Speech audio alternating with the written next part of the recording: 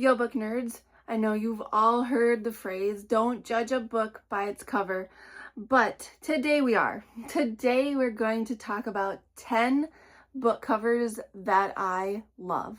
This is not an exhaustive list.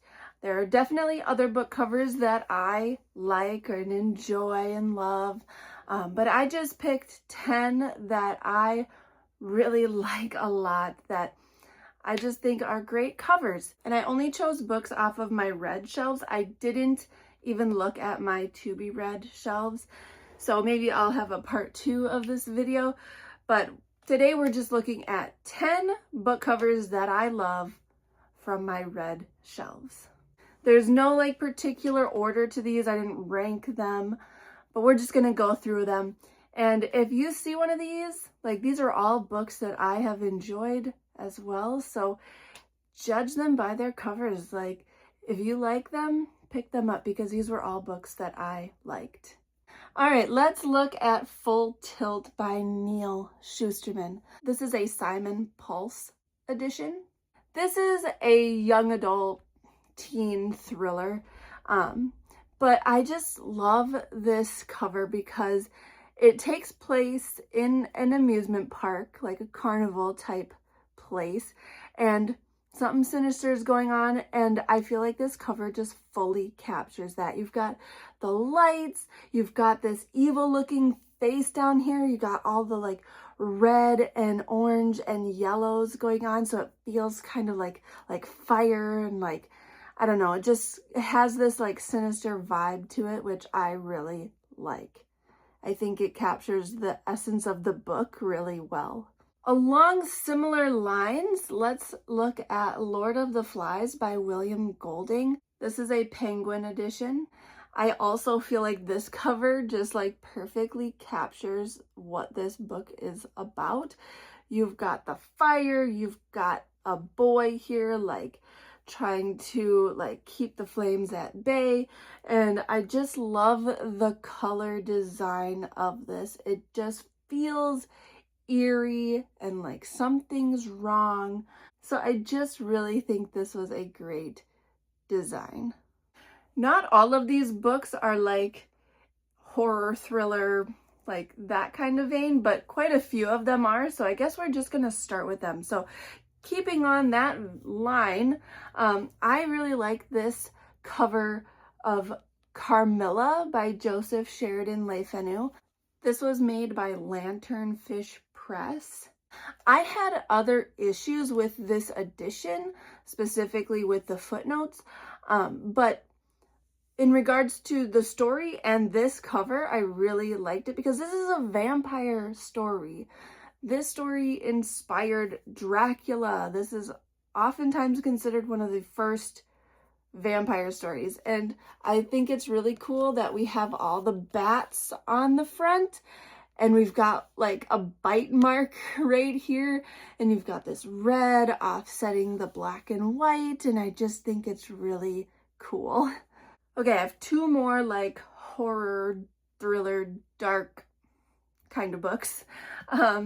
Let's look at Essential Tales and Poems by Edgar Allan Poe. This is a Barnes & Noble Signature Classics edition, and this is just so cool to me. You've got The Raven up here, which is Poe's most like famous work, and you've got this blend of colors, dark contrasting these brighter colors, and it just feels weird and like you're walking through like a creepy forest. I don't know. And this cover feels cool. It's like one of those matte kind of covers. It's not glossy, and it just feels cool. It looks cool. I like it a lot. Another one that gives me the like walk through a creepy forest vibe would be this edition of Grimm's Complete Fairy Tales, which is of course by the Brothers Grimm. This is a leather bound, and look at the detail on those trees. It's just creepy. You just feel like you're in like a haunted forest. The back is just as creepy. Like, I just think this is stunning. It's simple, but very cool. And this dark, creepy forest makes these gold letters just pop. Okay, now getting away from the creepy books. I really liked all of those, but now let's look at some non-creepy books. I guess maybe some of you will still consider this creepy because there are ghosts in it, but I really like this edition of A Christmas Carol by Charles Dickens. This is a Chiltern edition, and I just like this design.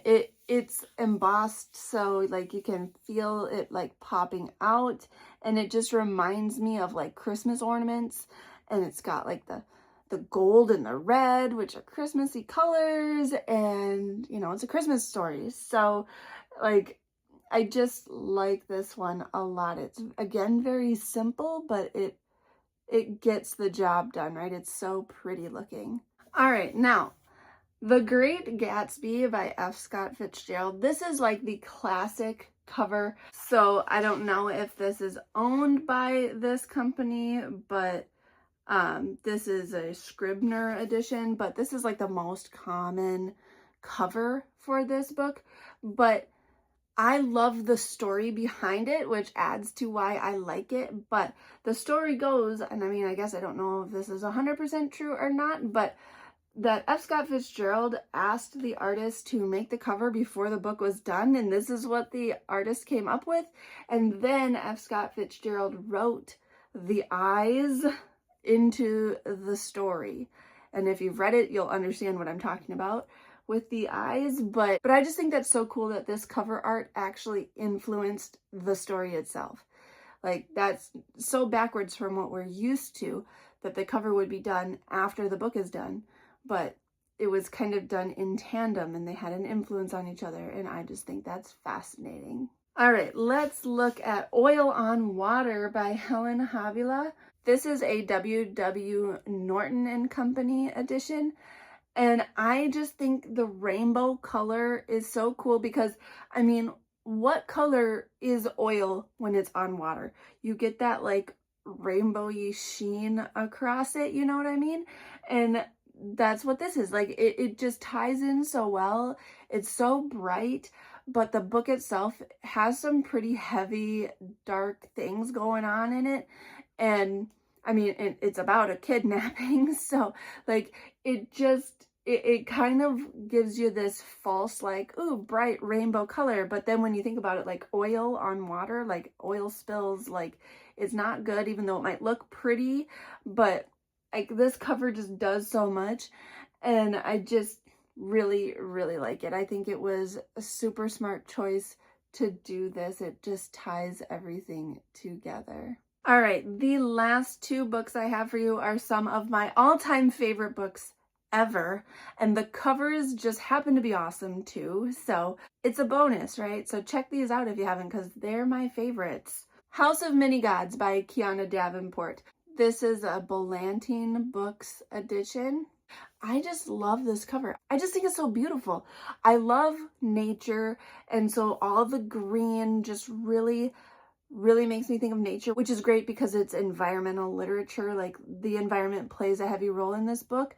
And so all the like leaves and greenery, and then you have this partial face, and it's just, it's a beautiful face, and it makes me interested in who this is and how they are tied to nature, and I just love it. I think it's stunning.